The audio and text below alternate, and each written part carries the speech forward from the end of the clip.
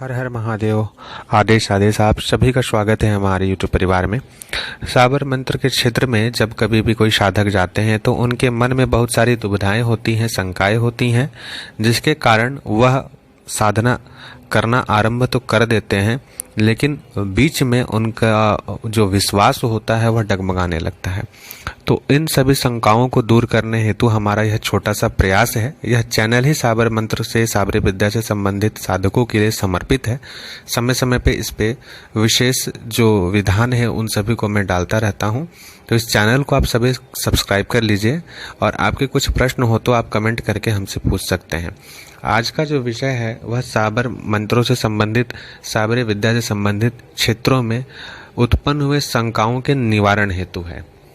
पहला यह प्रश्न आता है नए साधकों के द्वारा कि साबर मंत्र क्या होता है और उनमें किसकी प्रमुख रूप से पूजा होती है, कौन उनके देवता देवी इत्यादि हैं। तो सबसे प्रमुख रूप से आप जान लीजिए कि साबरी विद्या एक तरह से ग्रामीण विद्या है जो कि अभी के समय में पूरे क्षेत्र में व्याप्त हो चुकी है। अभी यह बहुत ही इसका प्रचलन हो चुका है प्रचारित होने के कारण।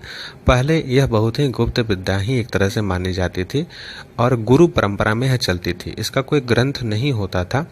अभी आधुनिक समय में बहुत सारे साधकों ने किताबों को लिखा, ग्रंथों को लिखा, मंत्रों को उजागर किया। नहीं तो पहले मंत्र जो है गुप्त ही रहा करते थे। संकलन सिर्फ और सिर्फ गुरु परंपरा में हुआ करता था। अभी तो सभी के सामने प्रकट रूप से यह विद्याएं प्रचलित हो चुकी हैं। तो साबर मंत्र प्रमुख रूप से इसका जो उत्पन्न काल माना जाता है वह आरंभ में भगवान महादेव सदाशिव से माना जाता है और इसीलिए महादेव को, भगवान शिव को इस परंपरा में आदि गुरु माना जाता है, आदि नाथ माना जाता है। यानी कि पहले प्रमुख देवता भगवान सदाशिव हैं और माँ जगदम्बा है इनकी शक्ति। तो शिव पार्वती प्रमुख रूप से इनमें पूजित होते हैं। आगे चलते हैं तो भगवान दत्तात्रेय स्वामी जो होते हैं उन्हें सबसे पहले गुरु के रूप में, यानी आदिनाथ के बाद भगवान दत्तात्रेय इसके प्रमुख देवता भगवान माने जाते हैं। और उनकी पत्नी भगवती सृष्टि या भगवती अनघा, जो कि मुझे लगता है कि महाराष्ट्र तरफ और दक्षिण भारत में सबसे प्रमुख रूप से इन देवी देवताओं का मतलब प्रचलन है पूजन का। बाकी उत्तर भारत और पूर्व के क्षेत्रों में प्रकट रूप से उतना अधिक प्रचलन नहीं है।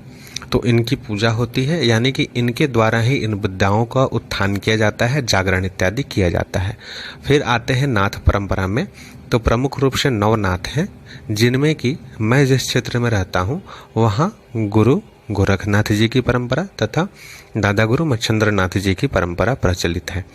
और जैसा कि उत्तर प्रदेश गोरखपुर जो क्षेत्र है उस क्षेत्र में प्रमुख रूप से गुरु गोरखनाथ जी का जो क्षेत्र एक तरह से है, उनकी तपस्थली है, वहाँ उनका मठ है, जहाँ के बारे में आप सभी जानते हैं। योगी आदित्यनाथ जी गुरु गोरखनाथ जी की ही परंपरा से चलने वाले नाथ संप्रदाय से संबंधित उस मठ के 2 मठाधीश हैं वो, जो कि अभी उत्तर प्रदेश के मुख्यमंत्री हैं वर्तमान में।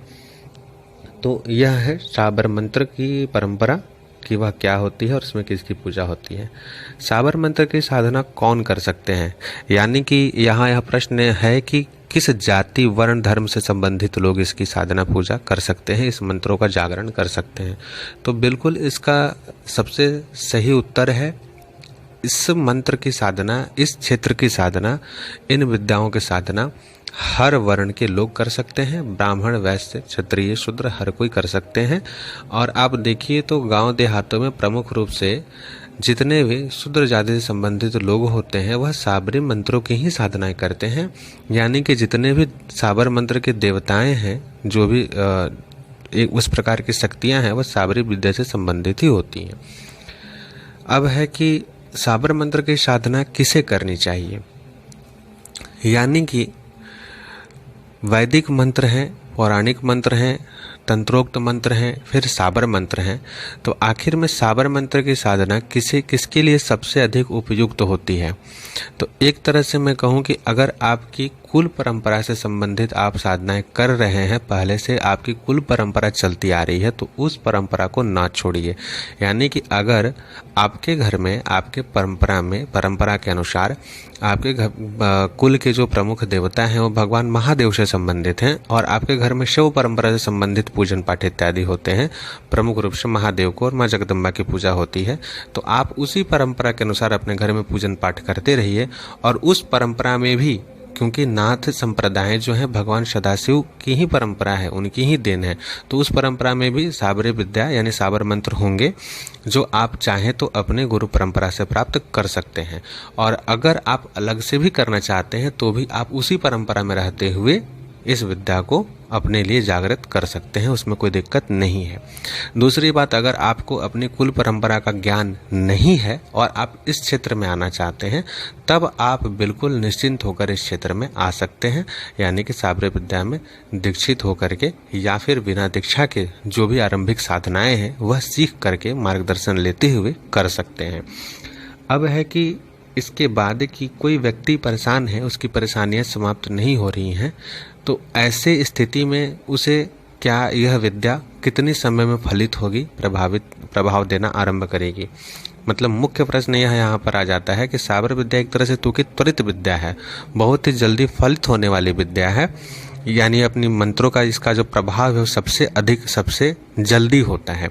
देखिए, एक चीज़ को मैं बिल्कुल बहुत स्पष्ट रूप से क्लियर कर देता हूँ, यानी कि जो अपने जीवन का अनुभव रहा है उस अनुसार, और मेरे ही नहीं, जिस पंथ से संबंधित हूँ मैं, जहाँ मैं जिन गुरुओं के साथ उठता बैठता हूँ या जो लोग हमारे संपर्क में हैं, उन सभी के जीवन के अनुभव के अनुसार मैं यह बात बता रहा हूँ कि वैदिक मंत्र की साधना जो होती है, यानी वेदों से संबंधित जो भी द्विज जो है पुरस्करण और अनुष्ठान करते हैं, वह वैदिक मार्ग के अनुसार क्लिष्ट तो होती है, लेकिन उसका प्रभाव जन्म जन्मांतर तक बना रहता है, वह लंबे समय तक प्रभाव देता है, लेकिन उसको करने में जो है आपको परेशानियां होती है, चूंकि सीखना पड़ता है और साथ ही साथ उसमें बहुत सारे जो नियम होते हैं उसे मानने पड़ते हैं।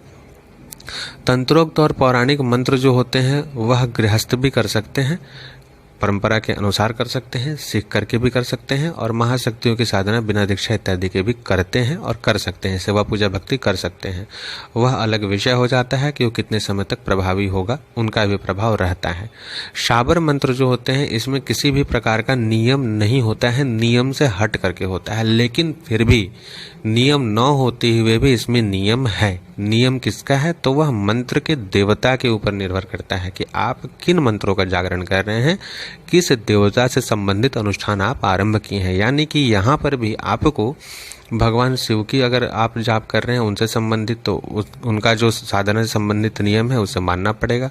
भगवती की कर रहे हैं तो उनसे, काली जी की कर रहे हैं तो उनसे, भैरव की कर रहे हैं तो उनसे, इसी प्रकार हनुमान जी की कर रहे हैं तो उनसे संबंधित जो भी नियम होंगे साधना के, उन सभी को मानना अनिवार्य है, तभी जो है आप इसका पूर्ण प्रभाव आपको प्राप्त हो पाएगा।